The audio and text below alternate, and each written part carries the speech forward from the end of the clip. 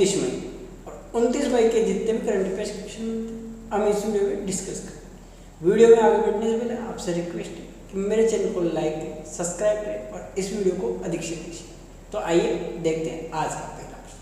आज का पहला प्रश्न, हाल ही में राजस्थान राज्य अन्य पिछड़ा आयोग के पूर्व अध्यक्ष का निधन हुआ है, उनका नाम क्या है? ऑप्शन है विजय सिंह गहलोत, विजय सिंह पवार, शिवराज सिंह चौहान और इनमें से कोई। तो इसका राइट आंसर है ऑप्शन बी, विजय सिंह पवार। विजय सिंह पवार जो राजस्थान राज्य अन्य पिछड़ा आयोग के पूर्व अध्यक्ष थे, उनका हाल ही में निधन हो गया कोरोना की वजह से। और विजय सिंह पवार कांग्रेस के वरिष्ठ नेता थे, जिनका निधन 26 मई को उदयपुर में हो गया और उनको राजस्थान सरकार ने राज्य मंत्री का दर्जा 1999 में दिया था, जो कि 1999 से 2003 तक ये राज्य मंत्री रहे थे।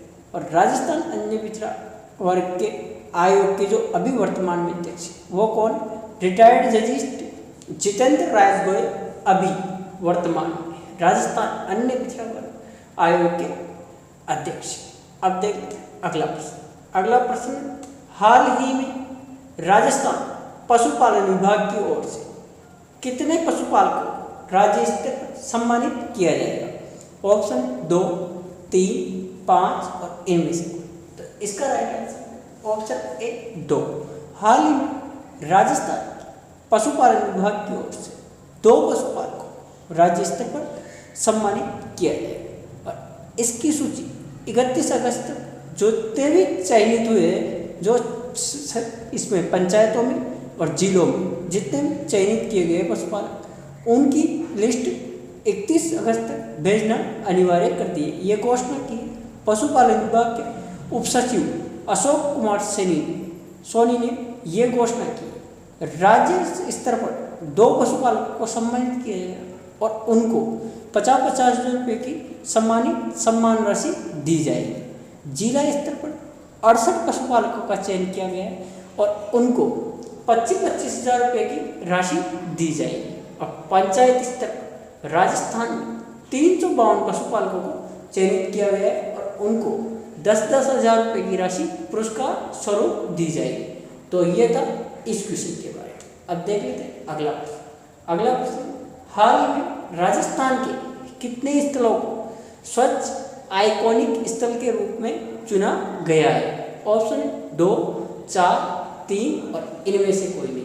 तो इसका राइट आंसर रहेगा ऑप्शन सी, 3। हाल ही राजस्थान में 3 स्थलों को स्वच्छ आइकॉनिक स्थल के रूप में चुना गया और ये चयन जल शक्ति मंत्रालय ने किया और कुल 12 स्थलों को जो कि इंडिया के हैं उनको चुना गया है, जिसमें से राजस्थान के 3 हैं। और वो कौन कौन से ये भी मैं आपको बता दूं। कुंभलगढ़ जो कि राजसमंद में पड़ता है, जैसलमेर का किला और बाबा रामदेवरा जिसे रूणीजा के धणी के नाम से जाना जाता है, उन स्थलों का, इन 3 स्थलों का चयन किया गया है स्वच्छ आइकॉनिक स्थल के रूप में। इसके चयन करने का क्या उद्देश्य है? इसका उद्देश्य मैं आप लोगों को बता दूं, पर्यटन स्थलों पर स्वच्छता मानकों में सुधार करना और ये देश को बढ़ावा देने में भी मदद करेगा। जो पर्यटन विभाग है उसको बढ़ावा देने में भी ये मदद करेगा। इसीलिए राजस्थान के 3 स्थलों को स्वच्छ आइकॉनिक स्थल के रूप में चुना गया है। अब देख लेते हैं अगला प्रश्न। अगला प्रश्न है, 1971 भारत पाक युद्ध में शहीद हुए किस वीर के नाम पर मसूदा के राजकीय प्राथमिक विद्यालय का नामकरण किया गया? ऑप्शन है शहीद थिरूप सिंह, शहीद देवी सिंह, शहीद नूर मोहम्मद और इनमें से कोई। तो इसका राइट आंसर ऑप्शन बी, शहीद देवी सिंह। शहीद देवी सिंह जी का शहीद देवी सिंह जी के नाम पर मसूदा के राजकीय प्राथमिक विद्यालय का नामकरण किया गया। ये मसूदा कहाँ पड़ता है? ये पड़ता है अपने अजमेर जिले में। और ये शहीद देवी सिंह जी का संबंध अजमेर जिले से ही। ये 8 दिसंबर 1971 को भारत पाकिस्तान युद्ध में जो है शहीद हुए थे और इनके नाम पर राजकीय प्राथमिक विद्यालय मसूदा का नामकरण किया जाएगा। ये जो शहीद देवी सिंह जी, ये 8वीं राजपूताना राइफल से संबंधित है और इनके जो शहीद होने पर इस विद्यालय का नामकरण किया जा रहा है इनके नाम पे। अब मैं आपको बता दूं, जो 1971 में भारत पाकिस्तान युद्ध हुआ था वो 13 दिन तक चला था। और उस समय भारतीय सेना के प्रमुख मार्शल सेन मानेकशॉ थे और पाकिस्तान के जनरल नियाजी थे। उस समय पाकिस्तान के कम से कम लगभग 60,000 सैनिकों की टीम ने हमारे भारत की जो इंडियन आर्मी है उसके सामने हथियार डाले थे। और वो हथियार किस दिन डाले थे? वो हथियार डाले थे उन्होंने 16 दिसंबर, जिसको हम हमारे विजय दिवस के रूप में मनाते हैं। बहुत ही गर्व के साथ हम कह सकते हैं हमारी भारतीय सेना ने पाकिस्तान की सेना का सामना किया और उन्हें घुटने टेकने पर मजबूर कर दिया। अब देख लेते हैं अगला प्रश्न। अगला प्रश्न है कोरोना काल में वर्ष 2020-21 में राजस्थान का कुल निर्यात बढ़कर कितना हो गया है? ऑप्शन है 50 करोड़, 500 करोड़ रुपए, 800 करोड़ रुपए, 2000 करोड़ रुपए और इनमें से कोई नहीं। तो इसका राइट आंसर है 2000 करोड़ रुपए। भारत का निर्यात बढ़कर 2000 करोड़ रुपए हो गए। 2019-20 में कुल निर्यात कितना था? ये था 49,946 करोड़ रुपए लगभग। और वर्ष 2020-21 में ये निर्यात बढ़कर कितना हो गया था? 52,764 करोड़ रुपए लगभग। राजस्थान में सर्वाधिक निर्यात किसका होता है? राजस्थान से हीरे जवाहरात का सर्वाधिक निर्यात किया जाता है। अब देख लेते हैं अगला प्रश्न। अगला प्रश्न है कोरोना के इलाज में मरने वाले निजी अस्पतालों के डॉक्टर व नर्सिंग कर्मियों को कितनी सहायता राशि की घोषणा की गई है? ऑप्शन है 20 लाख, 25 लाख, 50 लाख और इनमें से कोई नहीं। तो इसका राइट आंसर है 50 लाख। हाल ही जो निजी अस्पतालों के डॉक्टर्स और नर्सिंग कर्मी जो अगर कोरोना के इलाज के दौरान उनकी मृत्यु होती तो राज्य सरकार ने उनको 50 लाख रुपए का अनुदान और आश्रित राशि देने की घोषणा की।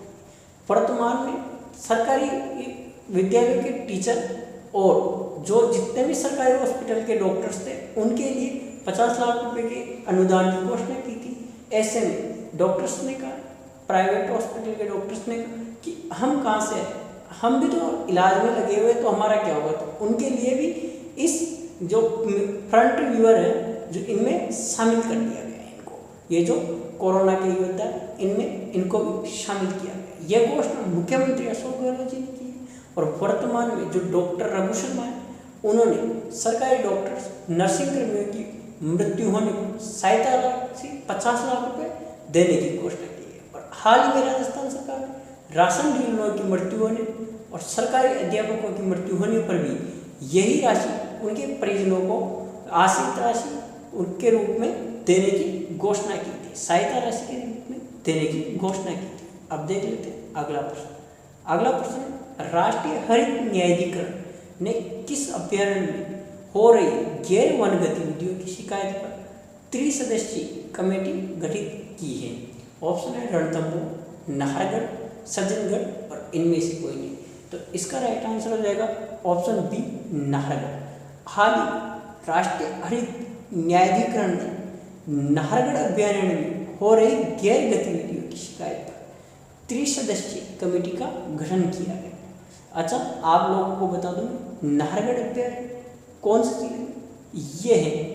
ये नाहरगढ़ अभ्यारण्य अलवर जिले में। और सज्जनगढ़ का नाम है उसके बारे में बता दूं आपको, ये उदयपुर में। और रणथंभौर अभ्यारण्य सवाई माधोपुर जिले में। पर्यावरण संरक्षण का जो कार्य करती है वो संस्था है हमारे राजस्थान में NGT, जिसको क्या नाम दिया गया? National green tribute. ये पूरे जितने भी भारत है, पूरा भारत है, उसके जितने भी अभ्यारण्य उनके लिए पर्यावरण संरक्षण का कार्य करती है। और इसकी स्थापना 18/10/2010 यानी कि 18 अक्टूबर 2010 को इसकी स्थापना की गई थी। और ये पर्यावरण में हो रही हानि को रोकता है। जितने भी कार्य होते हैं पर्यावरण के जो अधीन हैं और उनको नुकसान पहुंचाया जाता है तो ये संस्था उन पर कार्रवाई करती है। अब देख लेते हैं अगला प्रश्न। अगला प्रश्न बच्चों के अधिकारों के लिए प्रोत्साहन देने वाले लोगों को राज्य सरकार द्वारा कौन सा पुरस्कार दिया जाएगा? ऑप्शन है नेहरू बाल पुरस्कार, गांधी बाल संरक्षण पुरस्कार, राजीव गांधी बाल संरक्षण पुरस्कार और इनमें से। तो इसका राइट आंसर है ऑप्शन ए नेहरू बाल साथी पुरस्कार। हर बच्चों के अधिकारों के प्रोत्साहन को बढ़ावा देने वालों को नेहरू बाल संरक्षण पुरस्कार दिया जाएगा। और इस पुरस्कार के देने का उद्देश्य भारत में बालक बालिकाओं के अधिकारों के लिए काम करने और उनके संरक्षण को बढ़ावा देने के उद्देश्य से ये पुरस्कार दिया जा रहा है। अब नेहरू जी की पुण्यतिथि अभी 27 मई को मनाई गई थी और 27 मई को इनकी पुण्यतिथि मनाई गई है। अब देख लेते हैं इनका जन्म कब हुआ। जन्म हुआ था इनका 14 नवंबर को इनका जन्म हुआ था और इसी को बाल दिवस के रूप में मनाया जाता है, क्योंकि बच्चे नेहरू जी को चाचा नेहरू के नाम से जाना करते थे और ये भारत के प्रथम प्रधानमंत्री थे। अब देख लेते हैं अगला प्रश्न। अगला प्रश्न है, केंद्र सरकार के बजट में जल जीवन मिशन के तहत स्वीकृत राशि में राजस्थान का हिस्सा कितना है। ऑप्शन है 10%, 40%, 50% और इनमें से कोई नहीं। तो इसका राइट आंसर जो 40%। राजस्थान का हिस्सा इस जल जीवन मिशन के लिए जो स्वीकृत हुई राशि उसमें 10% से बढ़ाकर 40% हिस्सा राजस्थान का। केंद्र सरकार का लक्ष्य 2024 तक हर घर नल पहुंचाने का है। इस योजना के तहत 2021-22 के लिए राजस्थान को 2522 करोड़ रुपए की राशि प्रस्तावित की गई थी और हाल ही में 675 पेयजल योजनाओं को मंजूरी मिली, जिसमें से राजस्थान के 1290 गांवों के लगभग 3.38 लाख घरों को जल कनेक्शन दिए जाएंगे। अब देख लेते हैं अगला प्रश्न। अगला प्रश्न है और आज का आखिरी प्रश्न, राजस्थान सरकार ने मिड डे मील योजना में कुक को मिलने वाली मानदेय को बढ़ाकर अब कितना कर दिया है। ऑप्शन है 1400, 1320, 1520 और इनमें से कोई नहीं। तो इसका राइट आंसर हो जाएगा 1452 रुपये। 1452 रुपये अब मिड डे मील के कुक को मिलेंगे। जो मानदेय पहले 1320 रुपये मिलता था, अब उसको 1452 रुपये कर दिया है। इसमें 10% की वृद्धि की गई। ये योजना 15 अगस्त 1995 को शुरू की गई थी और सितंबर 2004 में योजना में बदलाव करके विद्यालयों में पका हुआ भोजन देना प्रारंभ कर दिया, जिसके तहत उन कुक की राशि अब बढ़ाकर उनका मानदेय 1320 से 1452 कर दिया जाएगा। अब देख लेते हैं पिछली वीडियो का क्वेश्चन जो कि आप लोगों के लिए दिया था। जिसने भी कमेंट बॉक्स में इसका आंसर दिया उनको मैं तहे दिल से उनका आभार प्रकट करता हूँ। अब देख लेते हैं इस क्वेश्चन का, हाल ही में राज्य सरकार द्वारा बजरी खनन हेतु कितनी खानों को पट्टे जारी किए गए। ऑप्शन है 2, 3, 4 और इनमें से कोई नहीं। तो इसका राइट आंसर है 3। राज्य सरकार द्वारा बजरी खनन हेतु 3 पट्टे जारी किए गए थे और इसकी घोषणा की थी मुख्यमंत्री अशोक गहलोत, जिनमें से जालौर में 2, भीलवाड़ा जिले में 1 बजरी खनन के लिए कुल 3 पट्टे जारी कर दिए थे। और इसके निर्देश माइंस एवं गोपालन मंत्री प्रमोद जी भैया ने जारी किए थे। 3 पट्टों में से 2 पट्टे जालौर के साइला और जालौर और तीसरा भीलवाड़ा के कोटड़ी में जारी किया गया था। अब देख लेते हैं आज का प्रश्न जो कि आप लोगों के लिए। इस क्वेश्चन का आंसर आप हमारे कमेंट बॉक्स में दें और अधिक से अधिक आंसर दें।